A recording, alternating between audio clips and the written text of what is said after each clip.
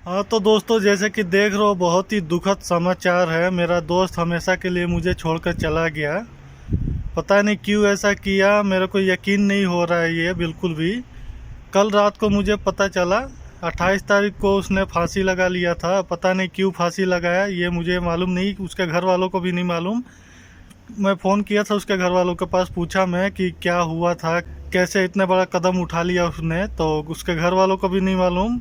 अचानक से ही उसने ये कर लिया है और अभी भी मुझे बिल्कुल यकीन नहीं हो रहा है कि ऐसा वो कदम उठा लिया। अकेला छोड़ के चला गया हम लोगों को हमेशा के लिए, फांसी लगा लिया। पता नहीं कौन सा इतना बड़ा टेंशन था उसको, ना मुझे बताया था, ना कोई खत, ना कोई लेटर, कुछ भी नहीं लिखा है। कल शाम को पता चला, कल शाम से ही मेरा हालत बिल्कुल ख़राब है। मैं बिल्कुल टेंशन में हूँ, बिल्कुल हर चीज़ का मन नहीं लग रहा है। ऐसा मैंने सोचा नहीं था कि इतना बड़ा कदम वो उठा लेगा, कभी ऐसा उसने बताया भी नहीं था। कुछ दिन पहले मेरे उससे बात हुई थी, इतना हंस हंस के बातें कर रहा था, बोल रहा था कि मेरा बर्थडे मना कर तो चला गया तू, अब जब तू आएगा तो तेरा बर्थडे पार्टी ज़रूर लूँगा मैं। मुझे तो बिल्कुल ही यकीन नहीं हो रहा, कल से मैंने सुना, बिल्कुल यकीन नहीं हो रहा कि वो हमें छोड़ के चला गया हमेशा के लिए। बताओ, अभी उसकी ज़िंदगी शुरू हुआ ही कहाँ था, अभी कितना उम्र ही था उसका। यहाँ तक कि वो मेरे बारे में बोलता था कि तू इतना बर्दाश्त कैसे कर सकता है, इतना तकलीफ़ है तेरे ऊपर, फिर भी बर्दाश्त कर लिया, तेरे हिम्मत का मैं सलाम करता हूँ। वही मैं सोच रहा हूँ कि मेरे से ज़्यादा उसको तकलीफ़ हो गया था कि वो इतना बड़ा कदम उठा लिया। आप लोग जानते ही हो, मुझे 2-3 सालों से कितना ये तकलीफ़ पे तकलीफ़ मैं झेल रहा हूँ। मेरा गाड़ी बिका, पहले मैं आज़ाद वीज़ा में था, मेरा गाड़ी बिका, फिर मेरे अबू का दुकान बंद हुआ, फिर हमारा घर टूट गया, फिर मेरे अबू छोड़ के चले गए हम लोगों को।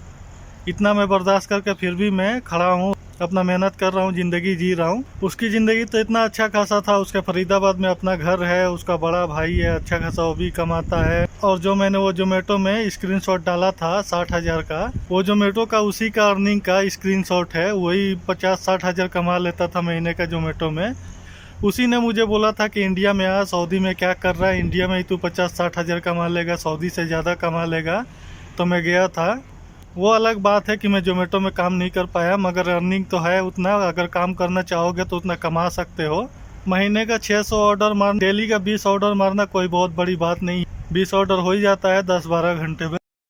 अभी कुछ ही दिन पहले ही जब मैं इंडिया में था तो उसका जन्मदिन मनाए थे हम लोगों ने। आप लोगों ने वो वीडियो तो देखा ही था, अगर आपने नहीं देखा तो वो देख लीजिए, कैसा खुशी खुशी हम उसका जन्मदिन मनाए थे। और दिल्ली से हरियाणा में गए थे, इतने बड़े होटल में, जो धर्म जी का होटल है उसमें गए थे। बहुत ही खुशी खुशी उसने जन्मदिन मनाया था। उसने बोला था कि मेरा बर्थडे मन गया, वो रामू का बर्थडे मन गया जिसका कार है, और बोला था कि तेरे बर्थडे का भी पार्टी ज़रूर हम लेके रहेंगे, चाहे कुछ भी हो जाए। ये कदम उठाने से पहले मेरे पास मैसेज किया होता तो मैं उसको समझाया होता कि भाई ऐसा बिल्कुल नहीं करना चाहिए, मगर वो जाते जाते भी मेरे पास मैसेज नहीं किया, कुछ बताया नहीं कि क्या तकलीफ़ थी उसको। अब यही ज़िंदगी भर अफसोस रहेगी कि आखिरी समय में भी उससे बात नहीं हो पाया, मैं उसको समझा नहीं पाया कि ऐसा कदम मत उठा भाई। ज़िंदगी में उतार चढ़ाव आता ही रहता है, वो ज़िंदगी का यही वसूल है, कभी सुख कभी गम ऐसा आता रहता है, उसको बर्दाश्त करना चाहिए।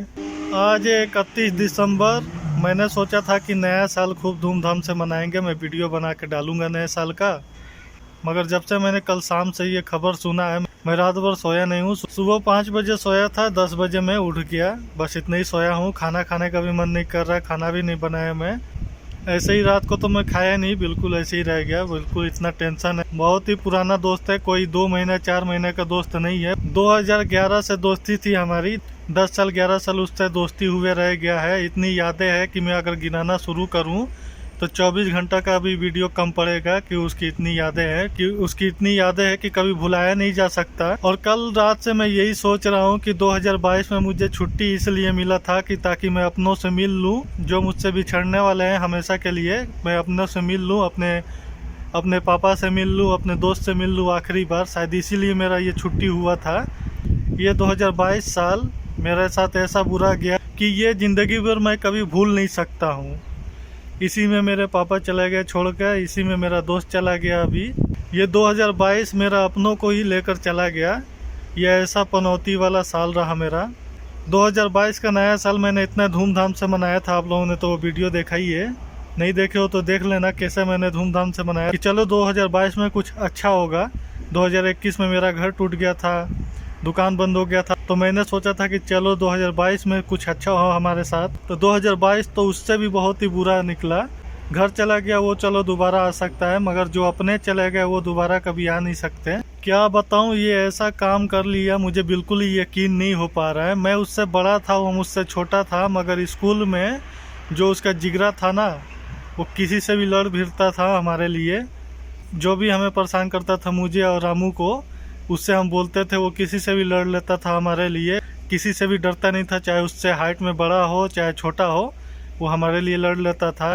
यकीन नहीं हो रहा कि पता नहीं कौन सा उसके ऊपर मुसीबत आ गया था जिसको वो बर्दाश्त नहीं कर पाया और इतना बड़ा कदम उठा लिया उसने।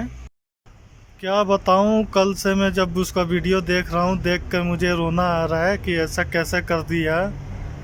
मेरे को जो भी तकलीफ़ होता था मैं उसी से बताता था। मैं उसी के पास फ़ोन करता था जब मैं अकेलापन महसूस करता था। उसी को मैं फ़ोन करता था कि ऋषभ भाई मेरे साथ ऐसा हो गया, और वो मुझे समझाता था। मैं किसके पास फ़ोन करूँगा, अब मैं किसके पास फ़ोन करूँगा। अब जब मुझे कोई तकलीफ़ होगा तो मैं किसके पास फ़ोन करूँगा, बता भाई। तू ही मुझे छोड़ के चला गया अकेला। ज़िंदगी में स्कूल के टाइम से ही मेरा वो सहारा बना रहा। जानते ही आप लोग, मैं शरीफ हूँ, मैं ज़्यादा किसी से लड़ाई झगड़ा करता नहीं हूँ। कोई मुझे परेशान करता था स्कूल में तो मैं उसी से बोलता था, तो वो मेरा साथ देता था, वो मेरे लिए लड़ने चल जाता था। स्कूल से बाहर आने के बाद भी जब मैं सऊदी आ गया, 5 साल इधर रहा मैं, तभी भी मैं उसी के पास फ़ोन हमेशा करता रहा। जब भी मुझे कोई तकलीफ़ होता था, जब भी मैं उदास रहता था, तो उसके पास फ़ोन करके बात कर लेता था, तो मेरा मन थोड़ा शांत हो जाता था कि हाँ चलो है कोई सहारा मेरा अपना। जब मैं आया था तो डेली उसके पास फ़ोन करता था, मेरा मन नहीं लगता था तो वही बोलता था कि 1 साल के अंदर तुझे आना है, ज़्यादा दिन उधर रहना नहीं है, मैं तेरे को गाड़ी खरीद के दूंगा, इधर ओला उबर में तू चलाएगा, अब जाने की ज़रूरत नहीं है। ये उसने मुझे बोला था। और उसने बोला था कि आना तो मेरे लिए खजूर लेके आना ज़रूर। भाई मैं खजूर लेके तो आता ज़रूर, मगर तू क्यों छोड़ के चला गया, बता यार। ज़िंदगी में मेरे गिने चुने तो 2-3 दोस्त थे, उसमें भी तू मुझे छोड़ के चला, अकेला छोड़ गया हम लोगों को। ये कदम उठाने से पहले तूने एक बार भी ये सोचा होगा कि तेरी माँ पे क्या बीतेगी, तेरे दोस्तों पे क्या बीतेगी, वो लोग सुनेंगे ये खबर तो कैसे उन लोगों पे ये बीतेगा। एक बार भी सोचा होगा? पता नहीं कौन सा ऐसा टेंशन था, मेरे से भी ज़्यादा बड़ा टेंशन हो गया कि इतना बड़ा कदम उठा लिया। मेरा हर वो स्टेटस देखता था जो कि मैं फेसबुक पे या फिर व्हाट्सएप पे लगाता था मैं, और 4-5 दिन पहले उसने मेरा स्टेटस देखा था और मैंने देखा था कि ऋषभ ने भी मेरा स्टेटस देखा है। मगर मैं ये विश्वास नहीं कर सकता कि कौन सा तकलीफ़ था कि मुझे नहीं बताया या फिर रामू को नहीं बताया। मैं और रामू उसके बचपन के दोस्त थे। करीब 2011 से 8वीं क्लास में हमारी दोस्ती हुई थी। जब मैं प्राइवेट स्कूल से गवर्नमेंट में गया था पढ़ने के लिए, तो पहला और दूसरा दोस्त यही मेरे बने, रामू और ऋषभ। इतनों सालों की दोस्ती छोड़ के चला गया। अब ज़िंदगी भर हमारे कहानियों में ही रहेगा कि मेरा एक दोस्त था, ऋषभ नाम था उसका, बचपन का दोस्त था, स्कूल में हमारा इतना साथ दिया था, मगर वो ज़िंदगी से हार मान के चला गया। अब यही मैं कहानी अपने दोस्तों से या फैमिली से यही ज़िंदगी भर मैं सुनाता रहूँगा। एक एक पल याद आ रहा है, जो हमने उसके साथ बिताया है वो एक एक पल याद आ रहा है। जब मैं छुट्टी गया था तो सबसे पहले उसके घर पे गया था मैं, वो गले लग के रो दिया था और बोला था कि जाने की ज़रूरत नहीं है।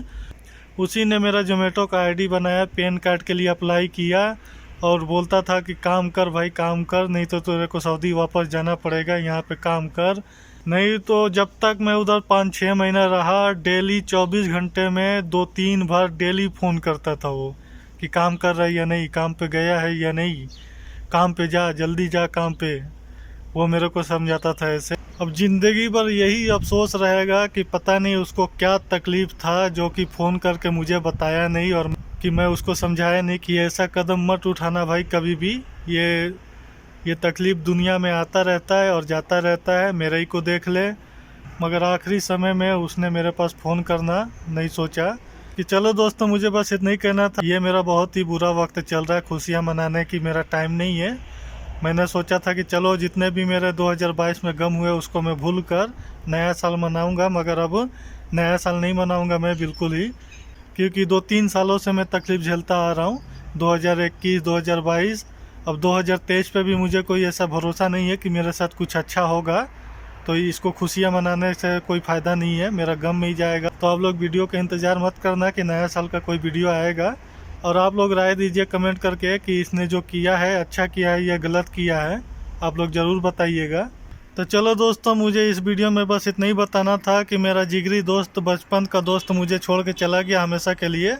तो मैंने सोचा कि चलो आप लोगों को मैं बता देता हूँ।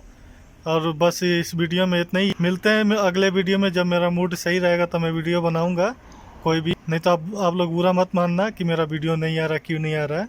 तो चलो मिलते हैं हम लोग अगले वीडियो में। इस वीडियो में इतना ही है।